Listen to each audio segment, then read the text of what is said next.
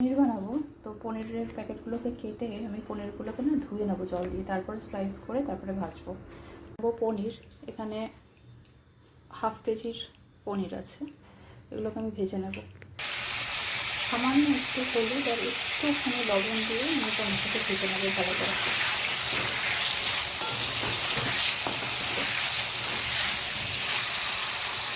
ভাজা হয়ে গেছে, এবার আমি প্রচুর সবজি কেটে নিয়েছি, এগুলোকেও আমি ভেজে নেব। এগুলো ভালো করে ভাজা হয়ে গেছে, এবার একটুখানি সাইড করে আমি যে তেলটুকুনি রয়ে গেছে এর মধ্যে আমি সব মশলাগুলো দিয়ে দেবো। আমি দেবো জিরে, কাশ্মীরি লঙ্কার গুঁড়ো পেস্ট করে রাখা কিন্তু সব, আদা, টমেটো, কাঁচা লঙ্কা বাটা, টমেটোও আছে।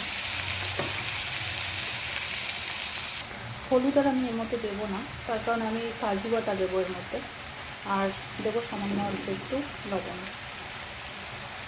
কাজু বাদামগুলো বেটে দিয়ে দেবো। খুব ভালো করে কষানো হয়ে গেছে, এবার দিয়ে দেবো কাজু বাদাম বাটা, পনির। বাদাম পনির সব দিয়ে দিয়েছি। এবার ওই গ্রাইন্ডারের বাটিটা ধুয়ে জল দিয়ে একটু গল্প করে ফুটিয়ে একটু কসৌরি মেথি দিয়ে নামিয়ে দেবো। সুন্দর করে ফুটে উঠেছে, এবার একটু কসৌরি মেথি দিয়ে অফ করে দেবো। মিক্স করে রেডি।